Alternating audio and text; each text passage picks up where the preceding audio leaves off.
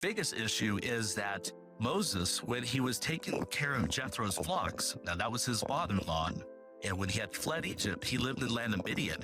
And the land of Midian is in northwest Saudi Arabia. There is no archaeological evidence for Midian in the Sinai Peninsula. Buried for centuries was never meant to be found, especially not by atheists.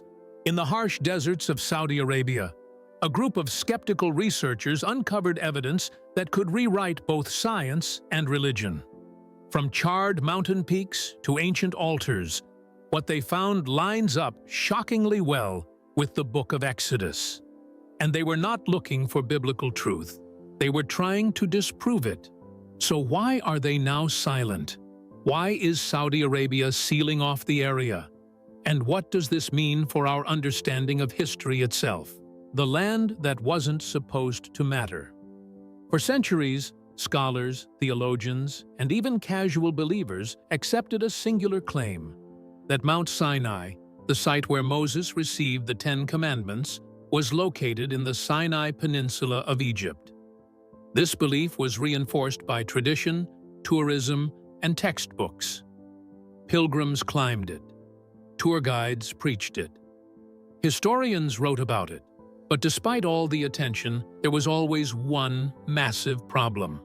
No evidence, no altars, no inscriptions, no physical trace that an entire nation once camped at its base.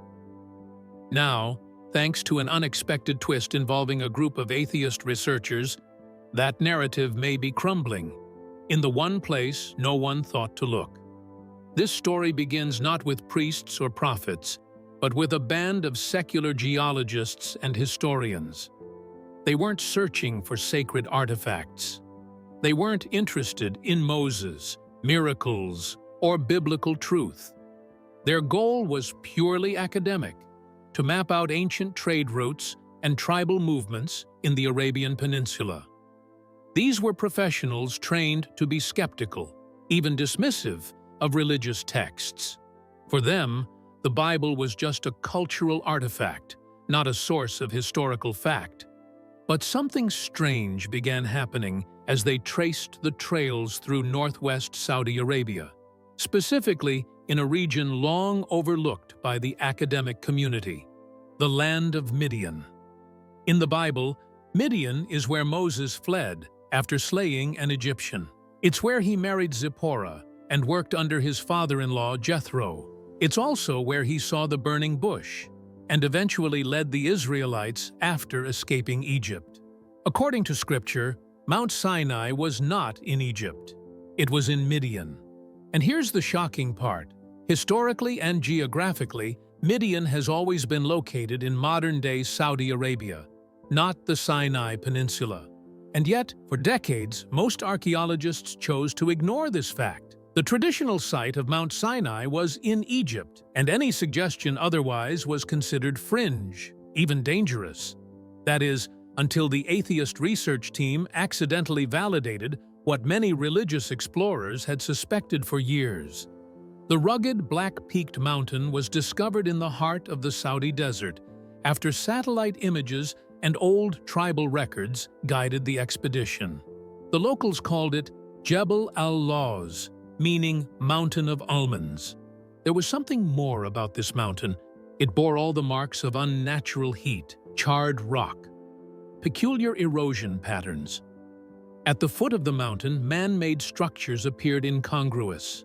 The researchers began documenting their findings, from what initially seemed a case of academic interest to one marked by increasingly uneasy feelings. What they saw began to appear more and more as the biblical description of Mount Sinai. The expedition began comparing what they were witnessing with the Book of Exodus, not out of conviction, but rather to comprehend how the scholars of religion might apply their theories. What resulted instead was a checklist of stark confirmations. A mountain scorched at its summit, a rock blasted apart in the desert, and some suspicious stone formations near the site. Now, the atheists were only confirming what all these believers had claimed over decades, that maybe the real Mount Sinai is no longer in Egypt. After all, It could be somewhere in Saudi Arabia, hidden beneath sands, political silence, and academic denial for centuries. The new validation did not limit only to the relocation of a single mountain. It promised to change everything, from religious history, archaeological consensus, even the geopolitical importance of the area itself. For this land was believed to be the event of Exodus. What else may be true from the Bible? Ron Wyatt was one such famous, controversial biblical explorer. In the early 1980s, he traveled to Jebel al-Lawz and then got arrested by Saudi authorities for those efforts. The pictures he managed to take were still disqualified by the pool of mainstream scholars. Now, a combination of new drone footage, refreshingly updated geological analysis, and eyewitness testimony from scientists who deny God draws the same conclusion. This mountain changes everything. They came for maps and trade routes. They left with questions about miracles. And they hadn't even seen the summit yet. The mountain that burns without fire. At first glance, Jebel al-Lawz is just another mountain, towering and weathered like countless others scattered across Saudi Arabia's desolate northwest. But to the secular researchers who ventured there, what stood out wasn't the height, the color, or the location. It was the top, charred, blackened, burned. A summit so scorched it looked like it had been set on fire from above. This wasn't normal geological weathering. It wasn't volcanic rock. It was something else, something that made no scientific sense. The team sent rock samples for lab analysis. What they found was startling. The summit stones were exposed to temperatures far exceeding anything caused by local wildfires or natural environmental factors. The rocks had been subjected to intense heat, but only at the very top. The lower parts of the mountain showed no such exposure. There was no crater, no signs of volcanic activity, and no evidence of human fire pits large enough to scorch an entire peak. This was, by all geological standards, impossible. And yet, the researchers had seen something like this before, not in scientific journals, but in the Book of Exodus. Specifically, Exodus chapter 19, verse 18, which reads, "Now Mount Sinai was completely in smoke, because the Lord descended upon it in fire."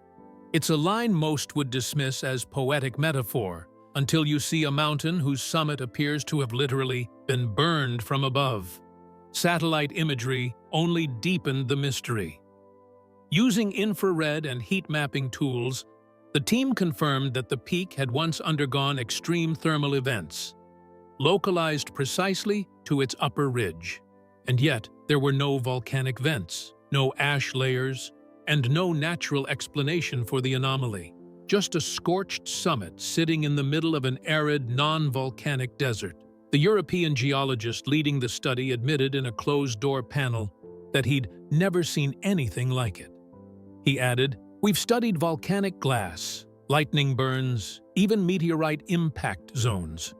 This doesn't match any known natural process. The heat signatures are real, but the cause is inexplicable." Half of the reactions came from the science community. Some scientists quietly sought access to the samples, whereas many dismissed the findings altogether and refused even to review the data. But for those who actually saw it, the most shocked ones were the very few walking into the mountain as skeptics came home for something personal. A certain researcher afterwards wrote about the incident in an internal memo leaked into cyberspace. This mountain shows the physical imprint of something beyond current understanding. I didn't come here to be converted. I came here to disprove a myth, but the rocks don't lie. These implications are not necessarily related to geological issues. If indeed this mount was the biblical Mount Sinai, then the fire scorching the summit was not metaphorical. It was not symbolic. It came to earth. Something would have to really possess the power to ablate this very stone and leave for millennia a blackened crown upon it. At first dubious about the find, the adjacent Saudi authorities were quick in their reaction.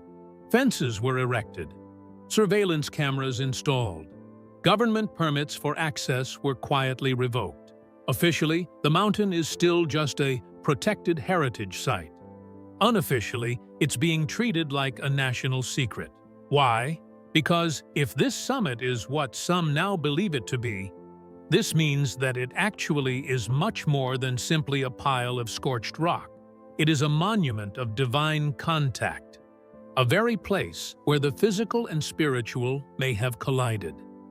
And to add to the unpleasantness for skeptics, the evidence did not come from monks, priests, or even archaeologists with religious agendas, but from a team of totally data-driven scientists who did not want to believe what they found. And yet, the burned summit wasn't even the most abnormal finding on that mountain.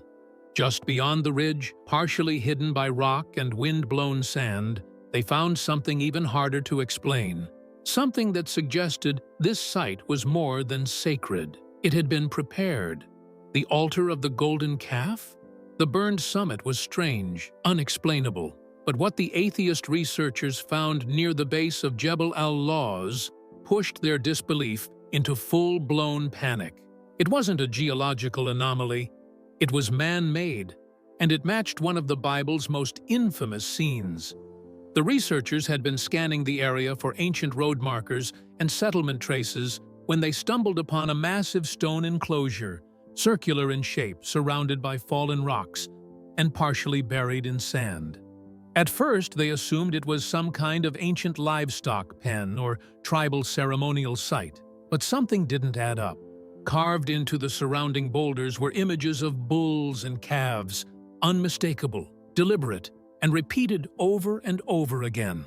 Some showed horns, some showed animals standing upright. Others appeared almost idol-like. They were unlike anything else in the region. No known pagan culture nearby worshipped bulls in this specific style. The carvings seemed eerily out of place. One of the researchers, a secular historian from Denmark, noted the uncomfortable parallel. He said, "I've studied hundreds of rock art sites in the Middle East. These motifs, they don't match any known pagan art in this region, but they do match a very specific story I learned in Sunday school." That story is found in Exodus 32, where the Israelites, believing Moses to be lost on the mountain, built a golden calf and worshipped it at the foot of Mount Sinai. The Bible describes Moses descending from the mountain with the 10 Commandments, only to find the people dancing around a graven image. In his fury, he smashed the tablets and ordered the idol destroyed. Could this stone circle, located directly beneath the scorched summit of Jebel al-Lawz, be the actual altar of the golden calf? Ron Wyatt, the controversial explorer who visited the region in the 1980s, believed so. He claimed to have seen the very same petroglyphs and altar structure, but his photographs were dismissed as unverifiable. Without access to the region, then under tight Saudi restrictions, most scholars ignored his claims. Now, the same site was found by independent researchers whose agenda was non-religious. They brought drones, high-resolution imaging, and a 3D mapping kit. Carbon dating of nearby ash layers puts human activity in the area roughly at the time archaeologists gauged the Exodus, between 1400 and 1200 BCE. If anything was even more unnerving, it was the sudden reaction from the Saudi government. About 2 weeks after the atheist team made some preliminary publication of its findings, the area around the altar was fenced off. Warnings in Arabic popped up advising locals and visitors not to go near the site.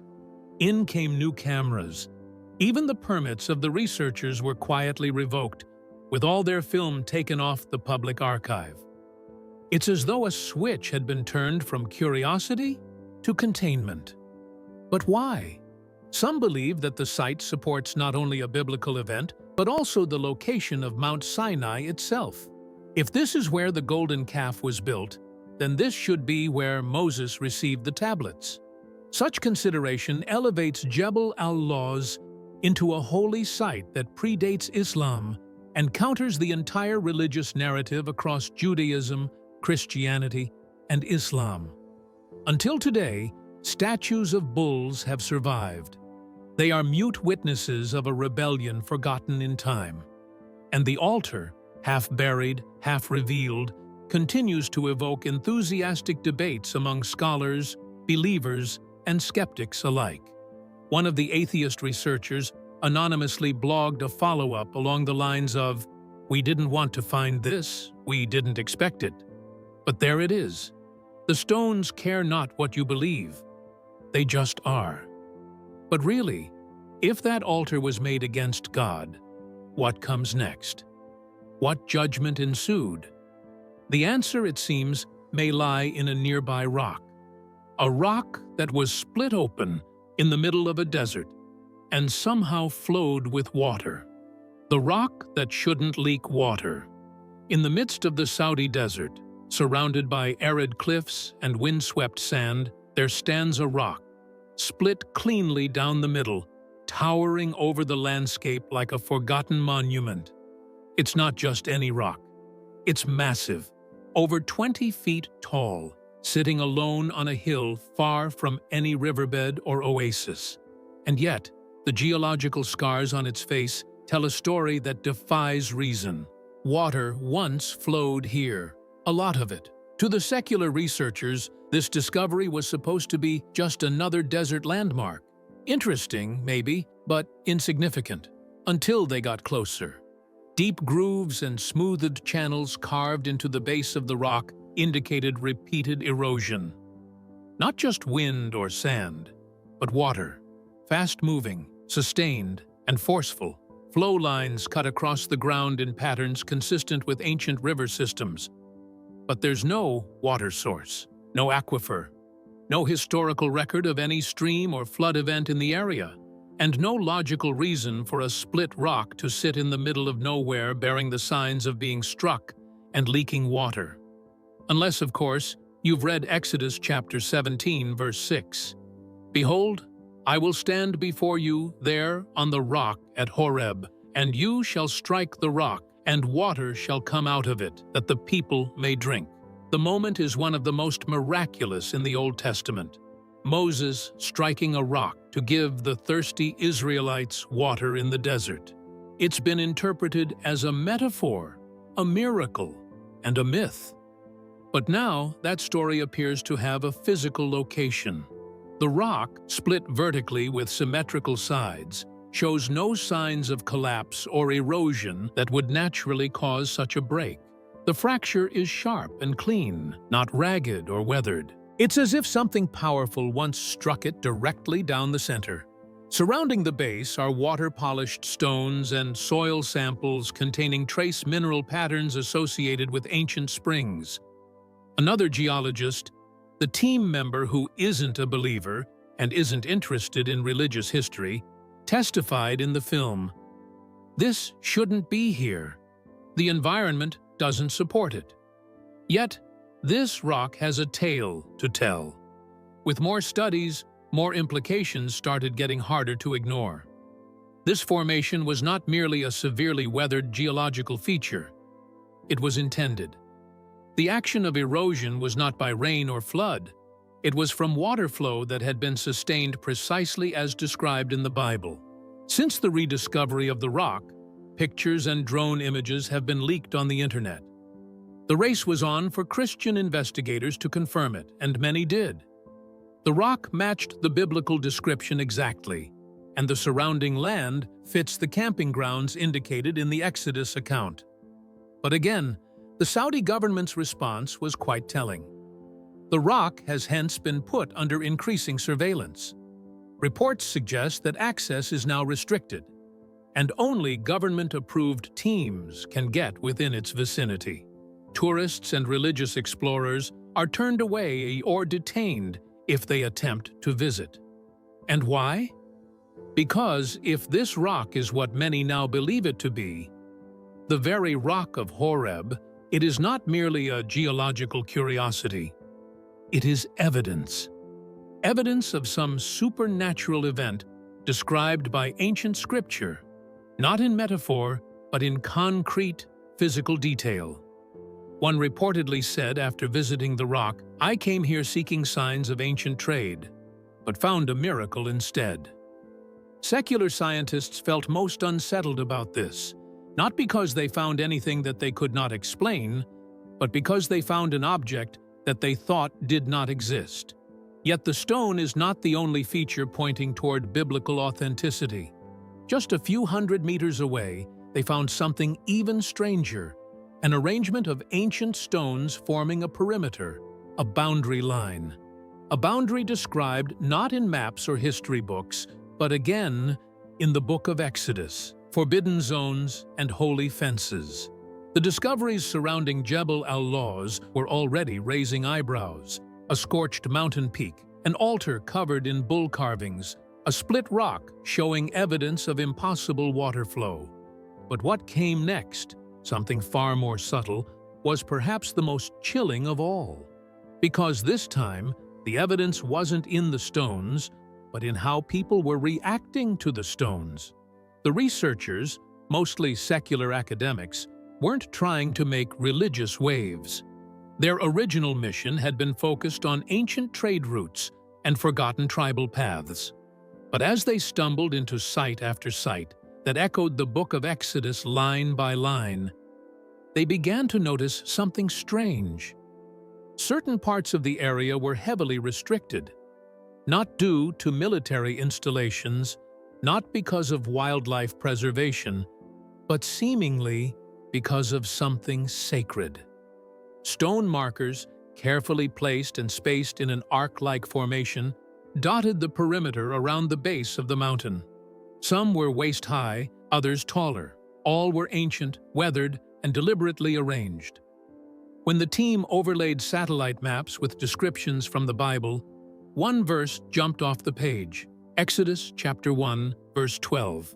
Set bounds for the people all around, saying, "Take heed to yourselves, that you do not go up to the mountain or touch its base. Whoever touches the mountain shall surely be put to death."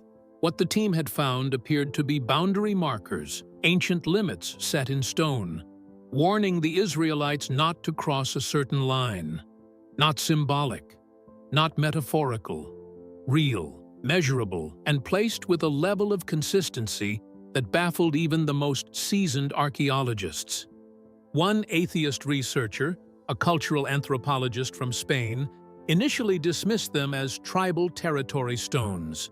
But after measuring the layout and comparing it to biblical descriptions, she admitted, "The placement is too precise and too purposefully encircling the mountain. It's exactly what Exodus describes, and that scares me." Even more concerning was the modern reaction to these ancient boundaries. The Saudi government, having a standing as far as restricting entry to sensitive historical sites, has gone into full protectionist mode. They did not build fences around the summit of the mountain or the so-called altar site, but also directly along the same arc where the ancient boundary stones had been found. Coincidence? Hardly. Government construction crews had installed fencing that mimicked almost exactly the original marker pattern. Barbed wire now lined sections of the stone perimeter. Cameras, as well as security checkpoints, guard a place that was previously unknown to the wider world. And here's the kicker. These measures were ramped up after the atheist researchers published their initial findings. It was not religious pilgrims attracting attention to the site, and it was skeptics, scientists, atheists, and their findings were too specific to ignore. Why is the Saudi government so protective of a barren patch of desert? Why react so urgently to rock piles and burned stones? Some say it is national pride, an effort to save well-cared-for, newly discovered historical gems. Others would say it is something deeper. Perhaps there is unspoken recognition that this place is more than historic. It may be sacred. Little was said in those pronouncements. No explanation was given for the permit's cancellation. Research groups reportedly were told the sites were closed for environmental preservation. The timing and sites indicate a tightly coordinated effort against something even deeper. Some researchers choose to stay mum. Others spoke anonymously, warning that going public might invite unwelcome attention. One reported pressure from his home institution to entirely drop the subject. A sort of heaviness embraces the mountain, and questions tumble into the minds of believers and skeptics alike. If these fences are guarding something sacred, what exactly are they trying to keep out? Or worse, what are they trying to keep in? The answer might lie not in borders or boundaries, but in the most ancient texts themselves, the ones that some claim predicted this exact site all along. The question is, why was this mountain hidden for so long, and who knew it was here before us? Atheists shaken by the scriptures. They didn't come seeking prophecy. The research team that stumbled upon what may be the real Mount Sinai in Saudi Arabia was made up of skeptics, scientists, geologists, and self-declared atheists. Their goal was academic: study ancient trade routes, document tribal movements, and collect geological samples. But what they found would shake their beliefs to the core. The expedition was never intended to prove the Bible. Most of the team was actively trying to demystify it. They expected ruins and rock, not a vivid match to the Book of Exodus. But as they explored Jebel al-Lawz, they found more than data. They found a scorched summit, a split rock worn by water, a stone circle with bull carvings, details that eerily aligned with biblical accounts. One European geologist, initially dismissive, reviewed drone footage and erosion patterns at the split rock, only to later confess in a private journal, "I was trained to follow the data, but this data leads somewhere I was never willing to go." We didn't just find history, we found his story. A Scandinavian anthropologist, known for anti-religious publications, gave a rare post-expedition interview. Asked whether she believed the site was biblical Mount Sinai, she answered, "I don't want to say yes, but I also can't say no. It's too close, too exact. I don't know what to believe anymore." All the other members of the team seemed to have gone silent. Their social media accounts disappeared. No more conference appearances. There was this anonymous post on some private science forum that read, "We set out to disprove the myth. The myth reached out and proved us wrong." Why does this matter? Because they were not religious apologists. They were trained skeptics in academia. But they had faces in physical evidence that made them face the question they couldn't flee from.